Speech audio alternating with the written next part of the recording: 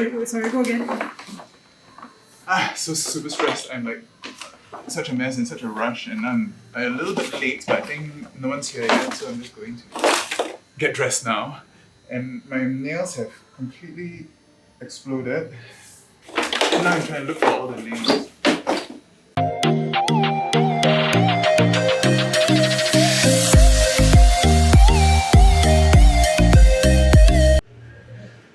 So now I'm in this back room of the Projector X. This is like some of the costume room, a lot of jewelry and it's so exciting. Have you been here before? No. This Quite Sean, nice. my other sister. Say hi, Sean. Hi. It's quite nice though, this venue. Huh? It's very nice. This Yeah. venue. Go and take. It's not permanent, this is a pop-up, I think. Is it? It's a pop-up cinema. They call it a pop-up, yeah. But it looks like it should be permanent. It's so nice of you. Okay. Hello. Is this where we're doing? Hello. Oh. Zoom. And now we're testing whether the Zoom works later. You're Ben, right? Yes. Sorry. So I'll be sitting where? Is it loud and clear? Can you hear me? Okay. And basically I will be talking here or? Put either phone or iPad here, then you'll be facing here, and we talk to the phone here. So there's going to be a slider, then there's going to be a zoom, there's going to be a camera, there's going to be... Yes. Yeah. So there. Okay. Hello, testing, 1, 2, 3. Victoria Wondersnatch here. Welcome everyone to the AFA Fund for the Arts first film screening. Mobster speakeasy fantasy. I think it shows about to start. Is my makeup smudged? And you still have that clip there if you want. Yeah. You can take out the clip. Okay. Show starting soon. It's going to get... Oh, this is our video. Only then will our vision of ending HIV is possible. Happy notice.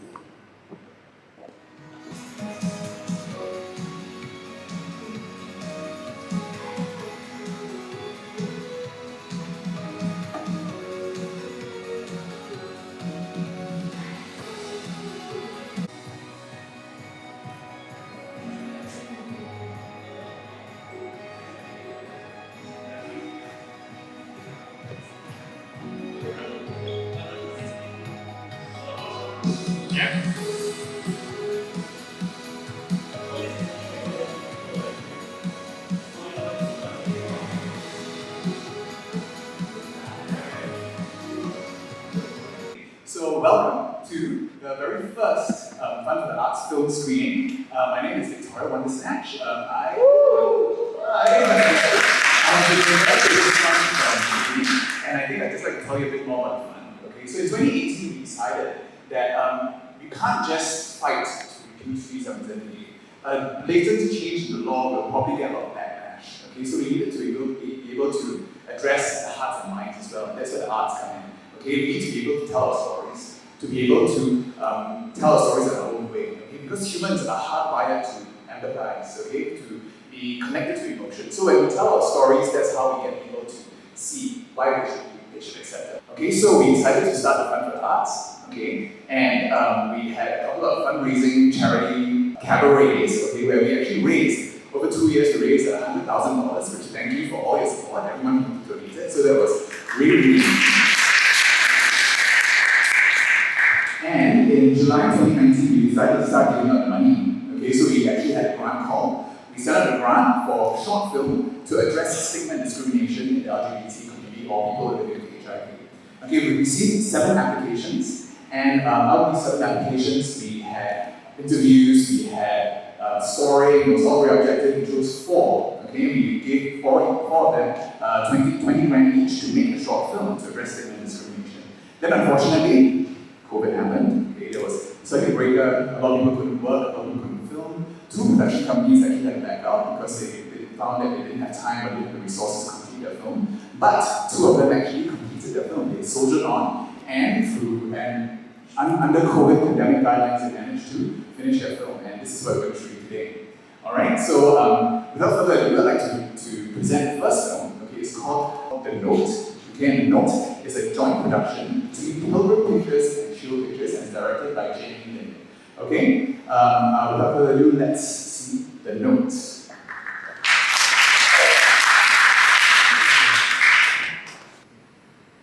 Okay, so there's a Slido. So if you have any questions, please pop them in the Slido. I'm supposed to have an iPad.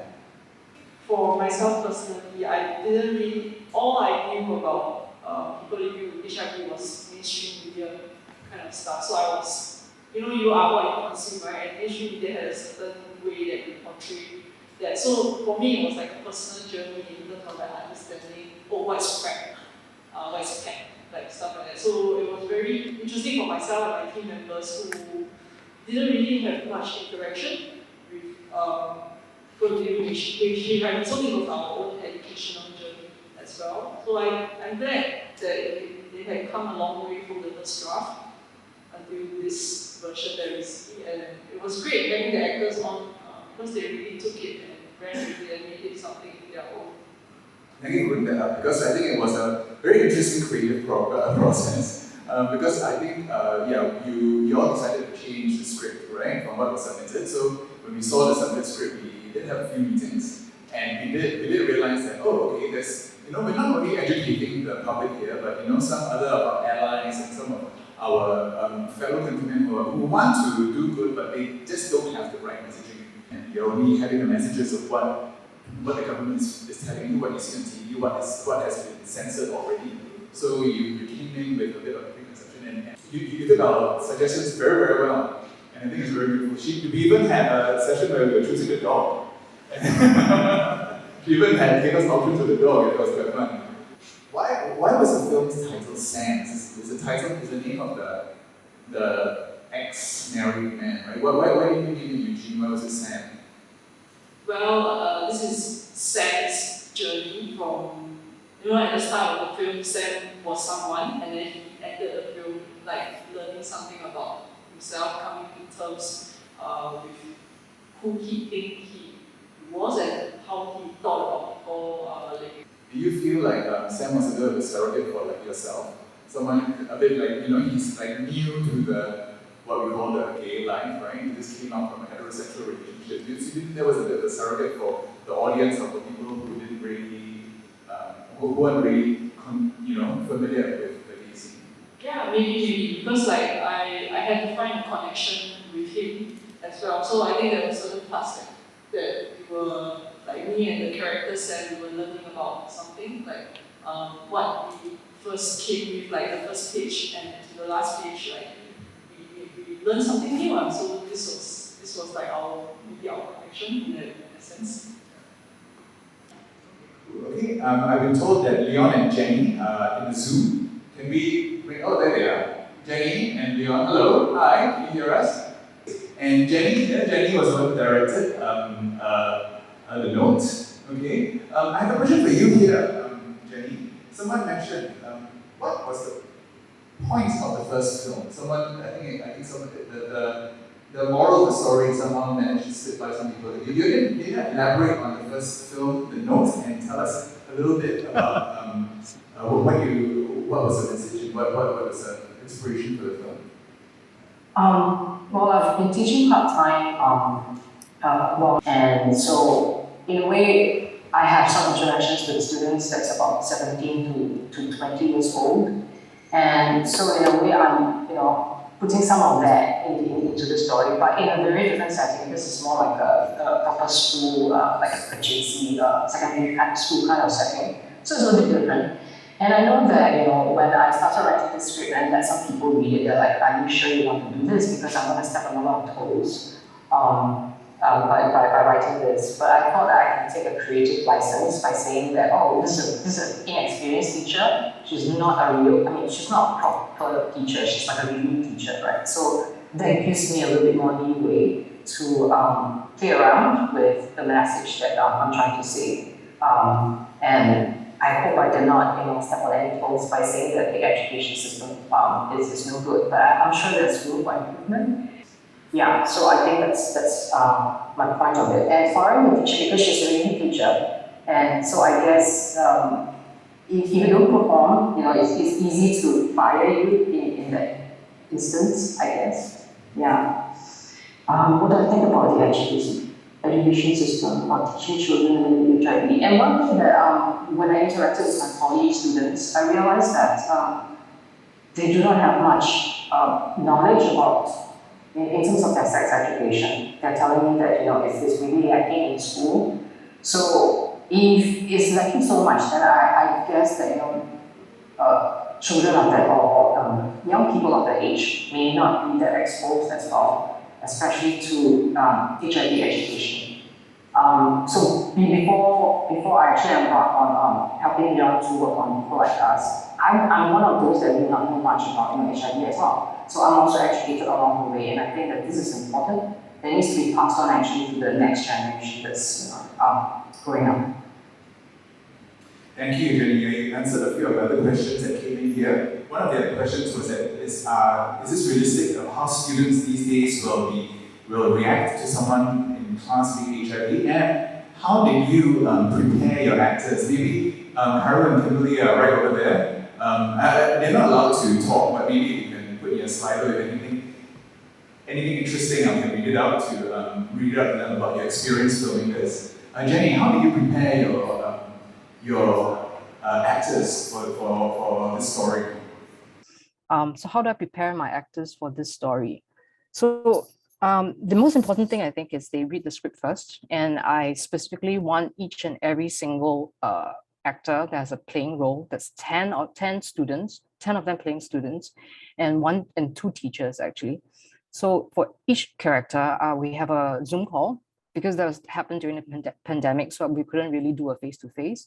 But I have at least 1 hour of a Zoom call with everyone, each and every single one individually, to talk about their character and to talk about the relationship that they may possibly have with different classmates, and as well as the relationship with the teacher, because this is her first time actually in that particular class. So how do they react to her and things like that. And then after that, we have one rehearsal where everyone come together with mask on, of course, where we basically run through the entire scene as well with the one playing, with Cheryl playing the teacher. So that's the preparation process. Yeah. Is it also realistic that the teacher will be fired for acting in a supportive way to the student with HIV? Yes and no. I think it depends, because I think a lot of times when you're in an institution, there are some rules and regulations, rules they need to follow. And she definitely did not do the so-called right thing, which is to consult someone who is a senior or a mentor teacher, which is what the other mentor teacher character is playing. I guess the protocol would be she would need to consult them first and to discuss how to handle the situation. And I guess in this instance, she did not, because she takes everything into her own hands and tried to control it. And of course, it's uncontrollable. And therefore, it could be because of that, that she in the end gets fired. Or it could be because in a way, would the school see this as something that's supportive or not? I think I'm leaving it open in that instance. And yet at the same time, I guess in a way, I'm trying to make a point here. For people to consider or to think about and to discuss. If we are all caught in this kind of situation, what would we do? I mean, the knee-jerk reaction would be, we just, ban things. Yeah. I decided that I had channeled it to do good. So every single thing I do in drag is to raise funds for something like that. So that's the whole point of me to channel my Instagram and the charity I'm doing this Sunday as well. So I am very grateful to all of you for supporting me and supporting my idea for this whole thing. And this will be part of it. So thank you very much.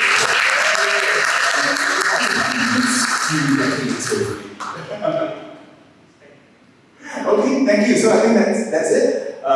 Thank you, Carol and Kimberly, right? Thank you, interact. Thank you for joining us. Thank you, thank you, Jenny. We got a wave there. Okay. And thank you, Yiqin. Okay, and thank you, of course, Anwar and Ben, who've been setting up for this. And of course, who's here, President of the FA, and he made this all happen. Thank you all. All right, thank you. Goodbye. Good, darling. My favorite. Good, darling. Finish. Finish. Looks so pristine. Pristine. Okay, we're done. And that was a wrap. Was that good, Roy? The Q&A? Yeah? Was it very good? Every LGBT event needs a drag queen. This would be completely different if I did this in a suit and tie. Right? Right, Roy? Yeah, right.